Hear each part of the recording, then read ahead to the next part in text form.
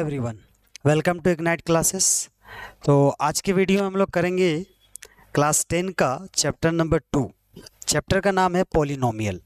ठीक है,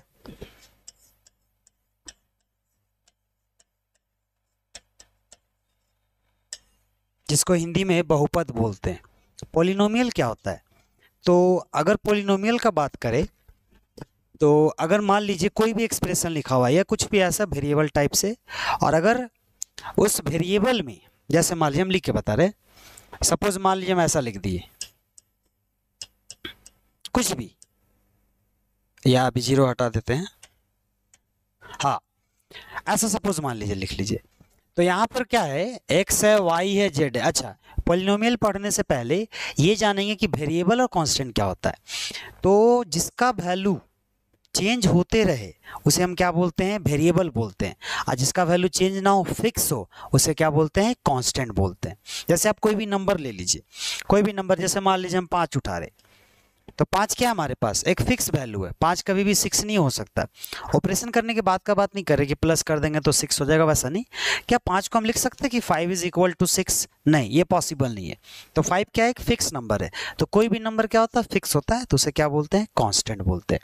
लेकिन अगर वेरिएबल का बात करें, अगर वेरिएबल का बात करें हम लोग, तो वेरिएबल क्या होता है? चेंजेबल होता है, मतलब वो चेंज करता है। नाम ही क्या है? वेरिएबल, वैरी करता है, वो चेंज करता है। जैसे मान लीजिए कोई क्वेश्चन है, उसका एक्स का वैल्यू कुछ और आया, और उसी क्वेश्चन में एक और एक्स का वैल्यू निकाले हुआ अलग आया, तो है तो एक्स ही ना, लेकिन वैल्यू क्या है? अलग अलग आया, तो वैरी कर रहा है, तो उसे क्या बोलेंगे? वेरिएबल। तो कहता क्या है, पॉलिनोमियल किसको बोलेंगे? एक ऐसा एक्सप्रेशन आना चाहिए, एक्सप्रेशन मतलब जो प्लस माइनस से सेपरेटेड हो, टर्म वगैरह रहे। तो एक ऐसा एक्सप्रेशन जिसमें वेरिएबल का पावर क्या होना चाहिए? होल नंबर होना चाहिए। अब ये होल नंबर क्या होता है?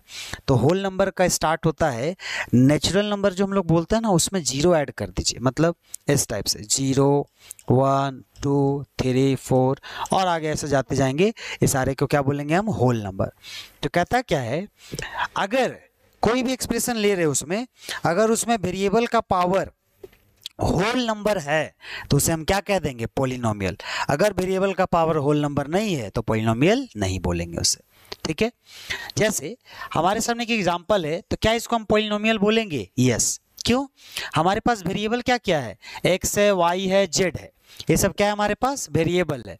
तो ध्यान से देखिए, सारे वेरिएबल का पावर कुछ नहीं है, मतलब क्या है? 1 है। सारे वेरिएबल का पावर क्या है? 1 है। इसका मतलब ये एक्सप्रेशन क्या है? एक पॉलिनोमियल है। बस सिंपल। अगर वेरिएबल का पावर 1 हुआ, 1 नहीं बोल सकते, होल नंबर, 1 तो होल नंबर का हिस्सा है, तो पर्टिकुलर नहीं, पूरा बोल सकते। अगर होल नंबर में कुछ भी आ जाए तो उसे हम क्या कह देंगे? पॉलिनोमियल कह देंगे। ठीक है, याद रहेगा। जैसे और एग्जांपल लेते हैं, सपोज मान लो हम ऐसा लिख दिए,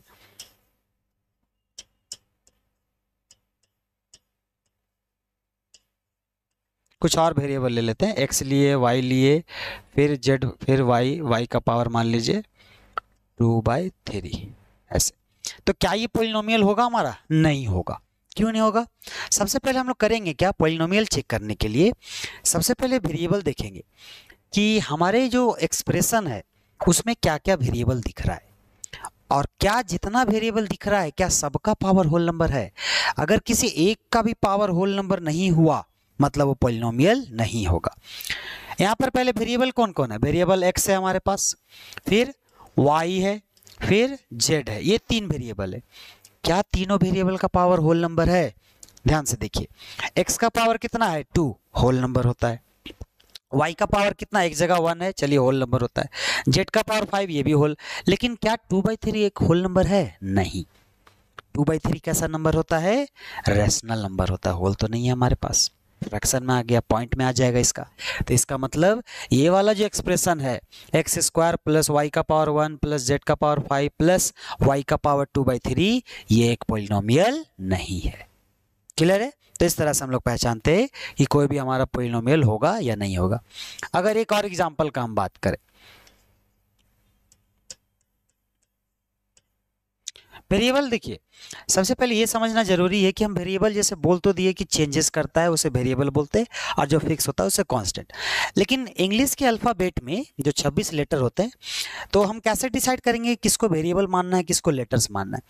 ऐसे तो बोलने का कि 2600 लेटर को हम वेरिएबल ही मान सकते हैं, सब 2600 को कांस्टेंट ही मान सकते हैं, लेकिन आमतौर पर किताबों में ऐसा रहता है कि आखिरी के लेटर्स होते हैं उन्हें वेरिएबल माना जाता है और शुरू के लेटर्स को कांस्टेंट। जैसे आमतौर पे हमेशा x y z s t u b ये सब को वेरिएबल माना जाता है, और जो शुरू के लेटर होते हैं ए बी सी हो गया ये सब, उसे कांस्टेंट माना जाता है। ठीक है, तो ध्यान रखना इस बात का। तो एक एग्जांपल है x का पावर 5 y का 6 प्लस z का पावर मान लेते हैं हम 10/2 है, और कुछ और एक वेरिएबल ले लेते हैं, सपोज s ले लेते हैं, s है ये, ठीक है, s का पावर मान लेते हैं हम 2 है। अब ये देख के बताइए क्या ये एक्सप्रेशन पॉलिनोमियल है या नहीं है? क्या ये एक्सप्रेशन पॉलिनोमियल है? तो लग रहा होगा ठीक है, x का पावर 5 होल नंबर ठीक है, y का पावर 6 होल नंबर ठीक है, z का पावर 10/2, s का पावर 2, ये वाला देख के लग रहा होगा कि ये पॉलिनोमियल नहीं है। क्यों? क्योंकि दिख रहा होगा ये फ्रैक्शन में, लेकिन नहीं, 10/2 क्या उसको डिवाइड नहीं कर सकता? जैसे ही इसको हम डिवाइड करेंगे कितने बारी में चला जाएगा? 5 टाइम में। तो कैसा बन जाएगा एक्सप्रेशन? x का पावर 5, y का पावर 6, z का पावर 5 और s का पावर 2, ये बन जाएगा। जरा ध्यान से देखिए तो इसमें जितना भी वेरिएबल यूज हुआ है सारे का पावर क्या है? Whole number. इसका मतलब ये क्या है? एक पॉलिनोमियल है। ठीक है, और एक एग्जांपल लेते हैं। ठीक है, समझना बहुत जरूरी है, बच्चे लोग पॉलिनोमियल को समझ नहीं पाते।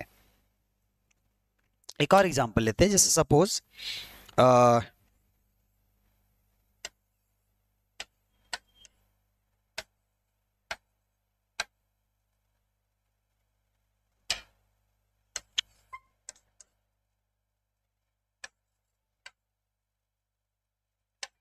चलिए इस वाले एक्सप्रेशन को बताइए क्या ये पॉलिनोमियल है या नहीं है?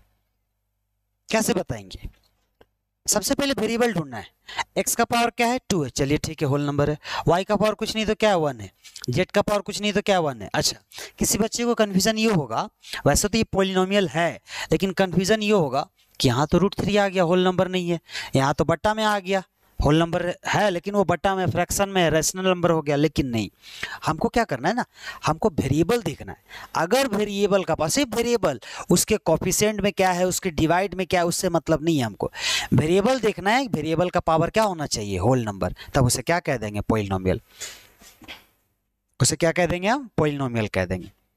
और एग्जाम्पल अगर लेना चाहे हम, अगर सपोज मान लीजिए ऐसा लेते हैं,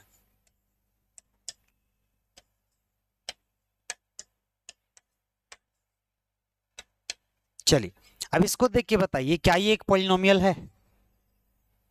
क्या ये एक पॉलिनोमियल है? ध्यान से देखना है।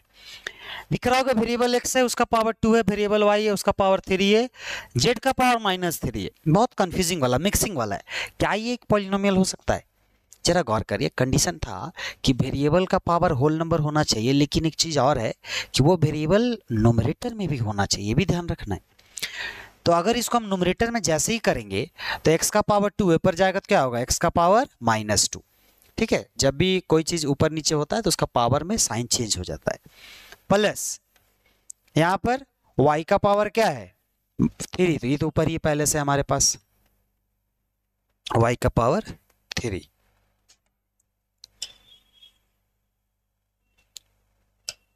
y का पावर 3 प्लस यहाँ पर जैसे ही इसको हम ऊपर करेंगे तो z का पावर क्या हो जाएगा? -3, ऊपर जाएगा तो +3। अब इसको देखकर बताइए क्या ये एक पॉलिनोमियल है? एकदम क्लियर नहीं है। क्यों नहीं है? y का पावर 3 है, z का भी 3 है, x का -2 आ गया। क्या -2 होल नंबर होता है? नहीं होता है। इसका मतलब ये एक पॉलिनोमियल नहीं है। तो उम्मीद करते हैं इतना एग्जांपल से समझ में आ गया होगा कि किसको हम पॉलिनोमियल बोलेंगे, किसको पॉलिनोमियल नहीं बोलेंगे। ठीक है, सारा बात क्लियर होगा ऐसा उम्मीद करते हैं। चलिए आगे बढ़ते हैं हम लोग। अब आते हैं एनसीईआरटी की किताब में, जो पहला एक्सरसाइज है उसमें पूछा क्या जाता है, उसमें ना एक ग्राफ दे देगा, बोलेगा बताइए इसका नंबर ऑफ जीरोस कितना है। अब ये जीरोस क्या होता है? तो अगर हम ये लिख दे जीरोस, तो जीरोस का मतलब ये नहीं कि इस जीरो का बात कर रहा है, जीरोस मतलब होता है वैल्यू।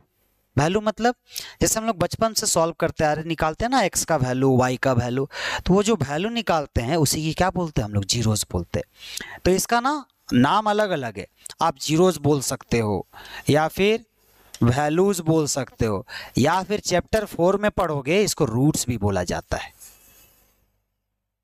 ठीक है, 3 नाम से, मतलब वही है कि जो x का वैल्यू निकाल रहे हैं तो x का वैल्यू को या तो आप जीरोस बोल लो, या तो वैल्यूज ही रख लो, या फिर रूट्स बोल लो, जो बोलना है बोल लो, उसे ही बोलते हैं। ठीक है, तो कहता क्या है, एक ग्राफ दे देगा, अब बोलेगा बताइए इसमें नंबर ऑफ जीरोस कितना है, ऐसे दे देगा सपोज।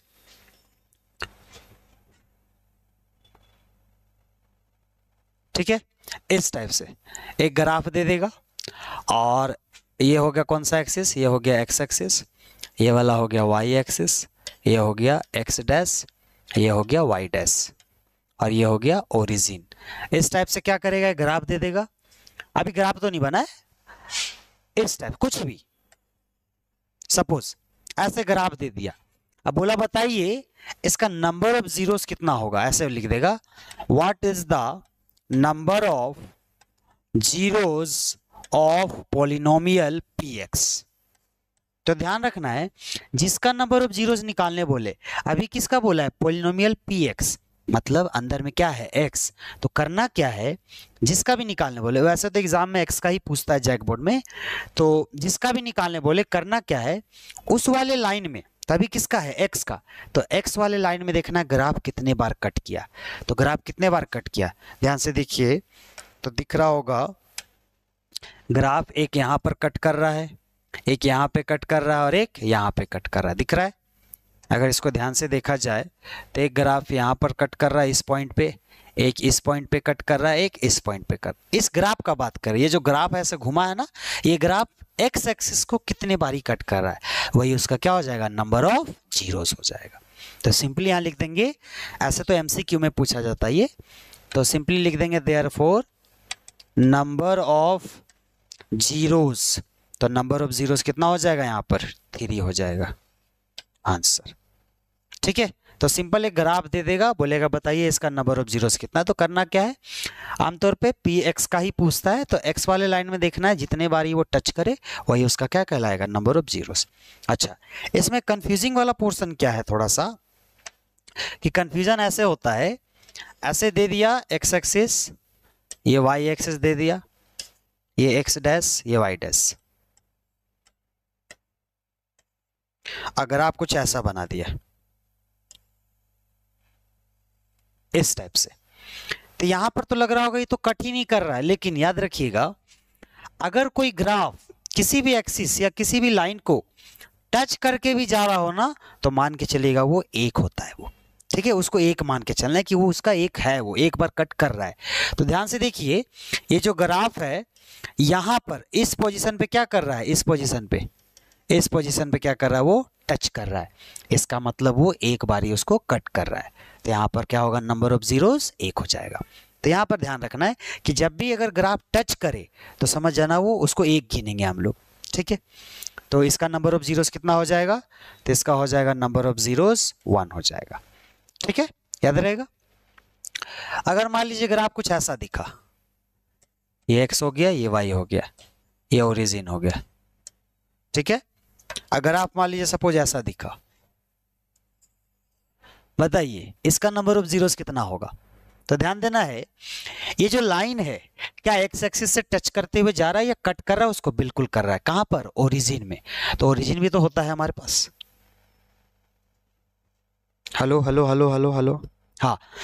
तो ध्यान से देखना है, क्या ये लाइन एक्स एक्सिस को कट कर रहा है, बिल्कुल कट कर रहा है, कहां पर, ओरिजिन पे, कितने बारी, 1 बारी। तो यहां पर नंबर ऑफ जीरोस कितना हो जाएगा, 1। ठीक है, कैसे नंबर ऑफ जीरोस निकालना समझ में आया, बस यही तरीका है। चल, तो एक हम ग्राफ देते हैं,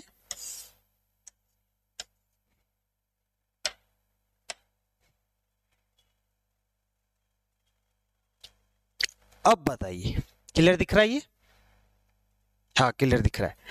बताइए कितने बारी हो रहा है, ध्यान से देखना है, लग रहा होगा कि 2 बार ये टच ही तो नहीं कर रहा, लेकिन अभी बताए अगर हल्का सा टच करके भी जा रहा ना, टच कर रहा है ये, अगर हल्का सा टच करके भी जा रहा तो उसको कितना गिनेंगे, 1 गिनेंगे। तो यहाँ पर गौर करिए, यहाँ पर ये इस पॉइंट पे टच कर रहा है, इस पॉइंट पे मतलब ओरिजिन पे, तो इसका नंबर ऑफ जीरोस कितना हो जाएगा, 1 हो जाएगा।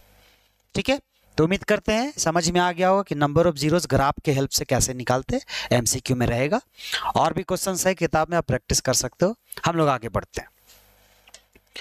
अब हम लोग को पढ़ना है, करता क्या है, अभी इसी को, अभी तो हम लोग सीखे किससे, ग्राफ से, अब पॉलिनोमियल दे देगा।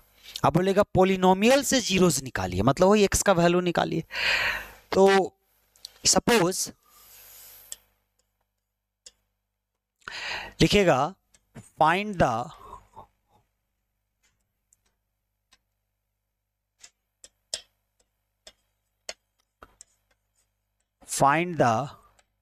number of zeros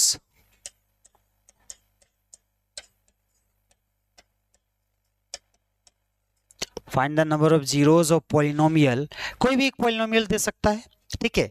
तो हम कोई भी रैंडमली उठा लेते हैं एक पॉलिनोमियल को, x square plus 7x plus 10, ठीक है। इस तरह से क्या पूछा question, find the number of zeros of polynomial x square plus 7x plus 10। इसका क्या निकालने बोला है, जीरोस। जीरोस मतलब क्या बताए थे, एक्स का वैल्यू निकालने बोला है। तो एक्स का वैल्यू कैसे निकालेंगे, देखिए इसका एक प्रोसेस होता है, ध्यान से सुनना है, समझना है। अगर समझ में ना आए तो वीडियो को एक बार रिवाइंड करके देख लीजिएगा, ऑटोमेटिक समझ में आ जाएगा एक बार में। तो करना क्या है, सबसे पहले जो भी पॉलिनोमियल दिया हुआ है उसको पहले लिख लेना है, ठीक है। जो भी पॉलिनोमियल दिया हुआ उसको पहले लिख लेना है। क्या है polynomial, x square plus 7x और प्लस 10। और लिखने के बाद इसको क्या करना है, इक्वल टू 0। ये पहला स्टेप रहेगा। जो भी पॉलिनोमियल है उसको इक्वल टू 0, क्यों, क्योंकि यहाँ पर हमको x का वैल्यू निकालना है, तो इक्वल में कुछ रहेगा तब ना उधर भेज के हम x का वैल्यू निकाल पाएंगे, तो ये ध्यान रखना है। अब क्या करना है, रफली ये वाला पहला टर्म और आखिरी टर्म को मल्टीप्लाई कर देना है, किधर, रफली करना है ये काम। तो पहला क्या है हमारे पास, एक्स स्क्वायर, आखिरी क्या है 10।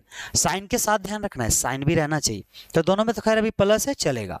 तो 10x स्क्वायर कितना हो जाएगा, 10x स्क्वायर।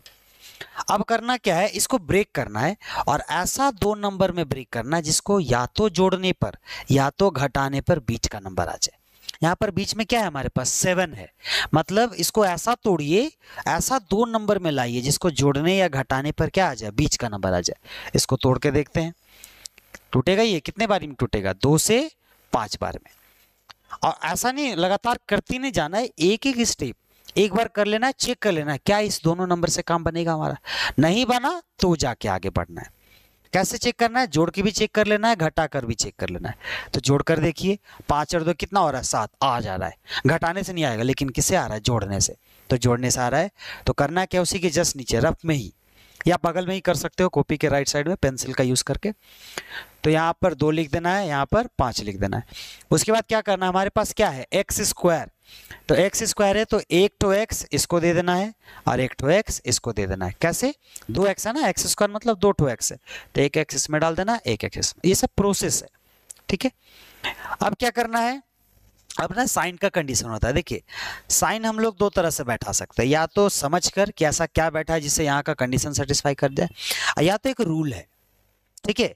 समझ कर बैठाएंगे तो भी ठीक है, अगर नहीं समझ में आएगा तो रूल से जा सकते हैं आप लोग। रूल क्या हम बता दे रहे हैं, ऐसा तो देखने से लग रहा है ना, यहाँ पर क्या चाहिए हमको, प्लस 7x, मतलब अगर हम दोनों जगह प्लस प्लस करते हैं तो ही काम बनेगा हमारा, plus 5x plus 2x plus 7x। लेकिन मान लीजिए ये बात किसी को समझ में ना, यहाँ तो चलिए आसान था, लेकिन कोई ऐसा क्वेश्चन जिसमें आसान ना हो, तब क्या करेंगे, तो उस केस में हम लोग क्या करेंगे, एक रूल आता है यहाँ पर। रूल क्या है, अगर आपका कंडीशन, पहला रूल सुनिएगा ध्यान से, अगर आपका कंडीशन जोड़ने वाला है, अभी कैसा है 5 और 2 जोड़ रहे तब आ रहा, मतलब कंडीशन क्या है, जोड़ने वाला, एडिशन का कंडीशन है। तो उस केस में याद रखना है, जो यहाँ पर बीच में साइन रहेगा या इसका साइन बीच वाला का, वही साइन दोनों में लग जाएगा, याद रहेगा। फिर से एक बार, अगर कंडीशन जोड़ने वाला है, कंडीशन जोड़ के आ रहा है बीच वाला नंबर, तो जो बीच वाला नंबर के पास साइन रहेगा वो साइन दोनों में लग जाएगा। ये बात याद रहेगा, वो साइन दोनों में लग जाएगा। तो अभी क्या है हमारे पास प्लस, और कंडीशन भी कौन सा है, जोड़ने वाला। 5 और 2 को जोड़ रहे तभी ना 7 आ रहा है बीच वाला नंबर, इसका मतलब जोड़ने वाला कंडीशन है। और जोड़ने वाला में याद रखिएगा जो यहाँ साइन रहेगा वो दोनों जगह, अभी क्या है साइन प्लस तो दोनों जगह प्लस, अगर माइनस रहता तो दोनों जगह माइनस, बस इतना याद रखना है। तो लगा देते हैं, अभी क्या है प्लस तो दोनों जगह क्या लग जाएगा प्लस। देखिए समझ के भी वही लगाए थे हम लोग। ये तो हो गया जोड़ने वाला कंडीशन। इनकेस कोई क्वेश्चन ऐसा आ जाए जिसमें घटाने वाला कंडीशन आ जाए, चाहे यहीं पर मान लीजिए ऐसा आ जाता कि 9 में से 2 घटाते तब 7 आता, तो घटाने वाला कंडीशन। तो घटाने वाला में क्या करना है, पहले जोड़ने वाला याद रखना है, क्योंकि एक याद हो गया दूसरा ऑटोमेटिक याद हो जाएगा। जोड़ने वाला में क्या किया हम लोग, जो साइन यहाँ पर था वो दोनों में लगा दिए, चाहे वो प्लस हो चाहे वो माइनस हो। माइनस रहता है दोनों में माइनस माइनस, प्लस है दोनों में प्लस प्लस। लेकिन अगर कंडीशन घटाने वाला आ जाए कि मान लीजिए यहाँ पर घटा रहे तब जाके बीच का नंबर आ रहा है, तो वैसे केस में क्या करेंगे हम लोग कि जो यहाँ पर रहेगा साइन यहाँ पर, वो सिर्फ बड़ा वाला नंबर में लगेगा। जैसे एग्जांपल लेते हैं, सपोज मान लीजिए हमारे पास सपोज ऐसा आता,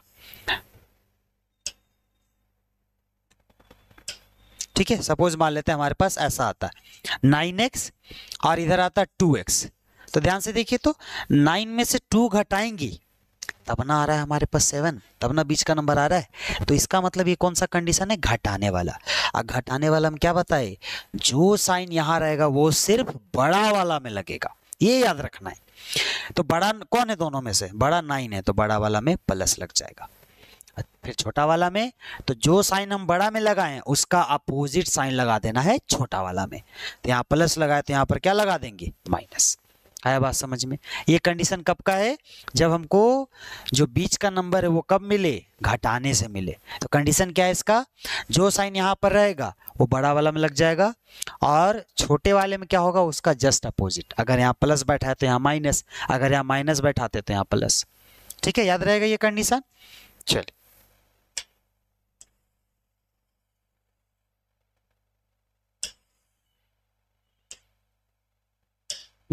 चलिए तो इसको कंटिन्यू करते हैं। अब क्या करना है, अच्छा इतना लाने के बाद ना चेक भी कर लेना है क्या हमने सही लाया कि नहीं, क्योंकि कभी कभी होता है आ तो जाता है लेकिन हो सकता है गलत हो जाए, हो जाता है ऐसा। तो कैसे चेक करेंगे, 2 चीज चेक करना पड़ेगा यहाँ पर।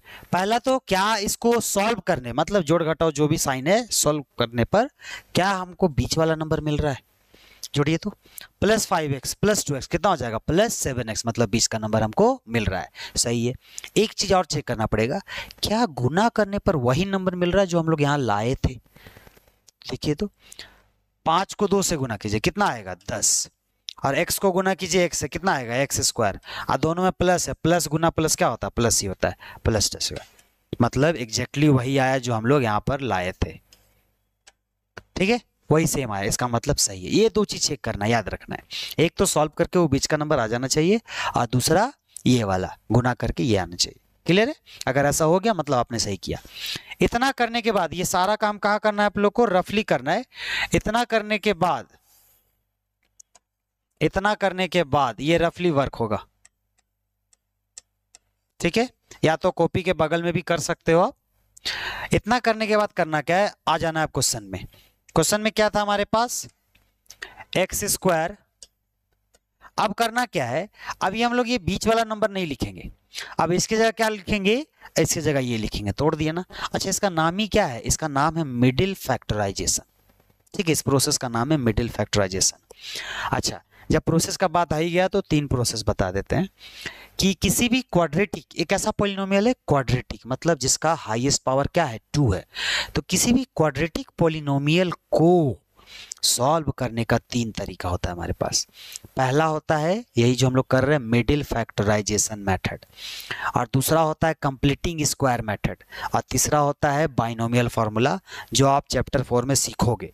ठीक है, वो फार्मूला आता है उसका बना बनाया x बराबर -b plus minus root under B square minus 4ac divided by 2 है। ये फार्मूला आता है, वो हम लोग सीखेंगे। ठीक है, तो 3 तरीका होता है हमारे पास।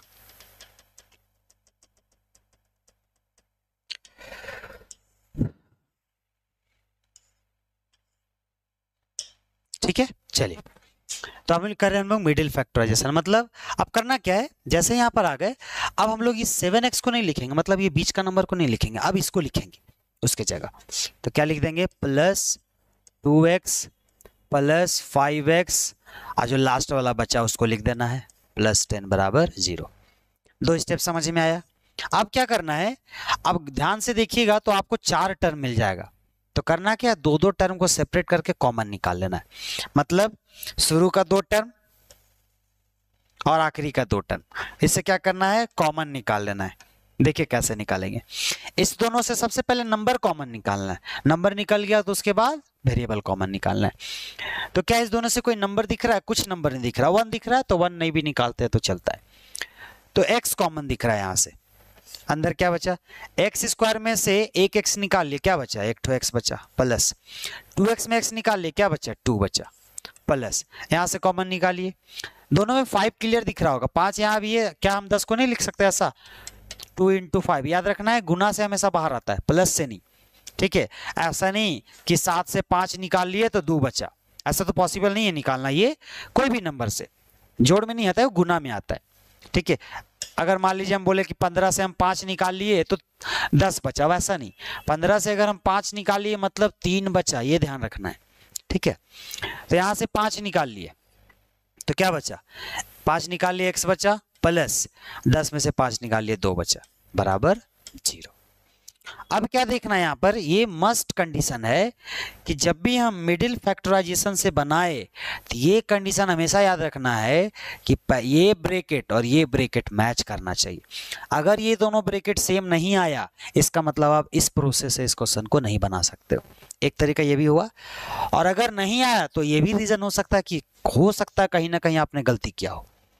लेकिन अगर आपने पूरी सही किया, 2 बार 3 बार चेक कर लिया है, फिर भी नहीं हो रहा है, फिर भी सेम नहीं आ रहा है, इसका मतलब वो क्वेश्चन इससे नहीं बनेगा। फिर आपको दूसरा प्रोसेस अप्लाई करना होगा, या तो कंप्लीटिंग स्क्वायर मेथड या तो फिर बाइनोमियल फार्मूला, ठीक है। इस बात का ध्यान रखना है। तो यहाँ ब्रैकेट सेम आ रहा है मतलब सही है, तो क्या करेंगे, इस दोनों ब्रैकेट को कॉमन कर लेंगे। तो x + 2 हो गया कॉमन। अच्छा ये कलर दिख रहा है ना क्लियर, हाँ दिख रहा है। x + 2 हो गया कॉमन, तो क्या बचेगा अंदर, इस वाले में से ये कॉमन आ गया, क्या बचा, x बचा, x प्लस इस वाले से ये कॉमन आ गया, क्या बचा, 5 बराबर 0, ठीक है। इसके बाद क्या करना है, आइदर और करना है। देखिए 2 नंबर का बीच में क्या है, कुछ नहीं तो गुना है, और हम लोग जानते हैं अगर 2 नंबर का गुना 0 है तो इसका मतलब दोनों में से कोई एक नंबर क्या है, 0 हो गया, क्योंकि आप 2 नॉन जीरो नंबर को गुना करके कभी भी 0 नहीं ला सकते हो, ध्यान रखना है। इसका मतलब दोनों में से कोई क्या है, एक 0 के इक्वल है। तो हमको तो नहीं पता कौन इक्वल है, तो क्या करेंगे, एक बार मान लेंगे इसको 0, एक बारी इसको 0, तो उससे तो हमको आंसर आ जाएगा। तो लिखेंगे आइदर x + 2 बराबर 0 और x + 5 बराबर 0, और हिंदी वाले लिख लेंगे चाहे ये चाहे वो, या आइदर और भी लिखेंगे तो इतना चलता है हिंदी में भी। तो यहां से x का वैल्यू क्या आ जाएगा, ये +2 उधर जाएगा तो -2, ये हो गया x का वैल्यू। सिमिलरली यहां से +5 उधर जाएगा तो -5। तो इस तरह से हम लोग किसी भी पॉलिनोमियल का सॉल्यूशन करते हैं, ठीक है। तो समझ में आया, एक बार हम सिंपल प्रोसेस समझा दे रहे, वैसे रिवाइंड कीजिएगा वीडियो को तो पता चल जाएगा, फिर भी हम समझा दे रहे। करना क्या है, सबसे पहले किनारे किनारे वाले नंबर का मल्टीप्लाई कर देना विथ साइन भी ध्यान रखना है, ठीक है। मल्टीप्लाई करने के बाद उसको ऐसा ब्रेक करके 2 नंबर लाना जिसको जोड़ने या घटाने पे हमारा बीच वाला नंबर आ जाए। यहाँ पर बीच में जो भी रहा, अभी तो 7 था तो 7 लाए हम लोग। करने के बाद उसमें लिख देना है जो 2 नंबर से आ रहा है, जोड़ने या घटाने किसी से भी आ सकता है, वो दोनों नंबर को नीचे लिख देना है। दोनों में एक x बैठा देना है क्योंकि पक्का x² रहेगा। अगर वेरिएबल मान लीजिए t² है तो t बैठा देंगे, दोनों में s² है तो कुछ भी रहे, हमसे क्या मतलब है, बैठा देना एक। अब क्या करना है, साइन कौन सा बैठाएंगे, तो 2 तरीका यहाँ पर, या तो समझ के बैठाइए या तो रूल से जाइए। समझ के कैसे, कि देख लेंगे यहाँ पर कैसा आ रहा है, कंडीशन +7 है मतलब दोनों में प्लस चाहिए तभी तो प्लस आ पाएगा, ठीक है। और नहीं तो अगर समझ में नहीं आए तो रूल लगा दीजिए। रूल क्या कहता है कि अगर कंडीशन जोड़ने वाला है तो जो साइन यहाँ रहेगा वो दोनों में लग जाएगा, याद रहेगा। लेकिन अगर कंडीशन देखिए, जोड़ने वाला आसान है, क्यों? क्योंकि हमको पता है जोड़ने वाला कंडीशन है, जो साइन है लगा दो दोनों में, नो टेंशन। घटाने वाला में याद क्या रखना है कि जो साइन यहाँ रहेगा वो सिर्फ बड़ा में लगता है, दोनों में नहीं। दोनों में कब लग रहा था? जब जोड़ने वाला कंडीशन था। अभी कैसा कंडीशन? घटाने वाला बोल रहे हैं। तो जब घटाने वाला है तो जो साइन यहाँ पर रहेगा वो सिर्फ बड़ा में लगेगा, तो फिर छोटा वाला में क्या लगेगा? उसका अपोजिट साइन। याद रहेगा। अच्छा, कोई पूछेगा मान लीजिए सर कि अगर दोनों सेम नंबर आ जाए तो, तब तो वहाँ बड़ा छोटा नहीं होगा। तो ध्यान रखिएगा, कभी भी अगर घटाने वाला कंडीशन है ना तो सेम नंबर नहीं आ सकता। क्यों? अगर घटाने वाला कंडीशन है सेम नंबर आएगा तो जीरो ना बन जाएगा। क्या जीरो रह सकता है बीच में? कम से कम एक रहेगा तब ना आप बीच वाला नंबर ला पाओगे, ये ध्यान रखना है। ठीक है, तो सेम नहीं आएगा। वैसे करने के बाद क्या करना है? चेक कर लेना है। जैसे ही चेक करना, कैसे चेक करेंगे? दो तरीका है चेक करने का, दोनों यूज करना है। ऐसा तरीका नहीं बोल सकते, दोनों करना ही होगा आपको। ऐसा नहीं कि एक तरीका से करेंगे तो काम हो जाएगा, नहीं, दोनों करना होगा। क्या है? इसको सॉल्व करना, मतलब जोड़ घटाओ जो भी दिख रहा है सॉल्व करना है।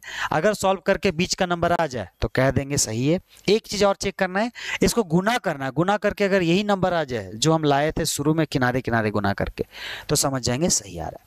उसके बाद क्या करना है? उसी को ला के यहाँ पर उतार देना है बीच में। मतलब अब क्या होगा? ये बीच वाला नंबर नहीं उतरेगा, अब ये बीच वाला नंबर नहीं आएगा, उसके जगह ये वाला आएगा जो हम लोग तैयार किए। अब ध्यान से देखिए, आपके पास टोटल 4 टर्म हो जाएगा। टर्म मतलब जो प्लस माइनस से सेपरेट होता है उसे टर्म बोलते हैं। 4 टर्म आ जाएगा। तो करना क्या? शुरू का 2 टर्म से और आखिरी का 2 टर्म से कॉमन निकाल लेना है। ठीक है, कॉमन निकालने के बाद ये ध्यान रखना है कि क्या ब्रैकेट मैच कर रहा है। अगर ब्रैकेट मैच किया तो ठीक है, नहीं किया तो यहाँ पर 2 पॉसिबिलिटीज है कि या तो आपने गलती किया होगा इधर जोड़ घटाव करने में या तोड़ने ओड़ने में, या फिर प्लस माइनस में, या फिर हो सकता है आपने सही किया हो। यहाँ पर वैसा बन ही नहीं सकता है वो।